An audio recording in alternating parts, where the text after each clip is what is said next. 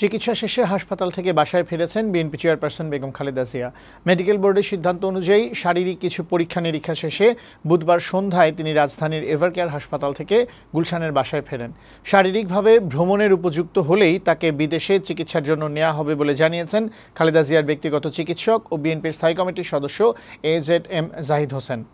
গত 11 সেপ্টেম্বর রাতে সাবেক প্রধানমন্ত্রী খালেদা জিয়াকে এভারকেয়ার হাসপাতালে ভর্তি করা হয়। তিনি দীর্ঘদিন ধরেই liver cirrhosis, arthritis, diabetes, kidney, ফুসফুস, হার্ট এবং চোখের সমস্যা সহ বিভিন্ন রোগে ভুগছেন। বড় প্লেনে হয়তো কম বাম্পিং হয়, তারপরেও তো হয়। কাজেই আপনাকে একটা নেগেটিভ প্রেশার হয়। এই নেগেটিভ প্রেশার প্রত্যেকটা জিনিসই আপনাকে মাথায় রাখতে হবে। ওনার স্ট্যান্টিং করা আছে, ওনার লিভারের মধ্যে স্ট্যান্টিং করা আছে, ওনার শারীরিক জটিলতা এরকম আছে।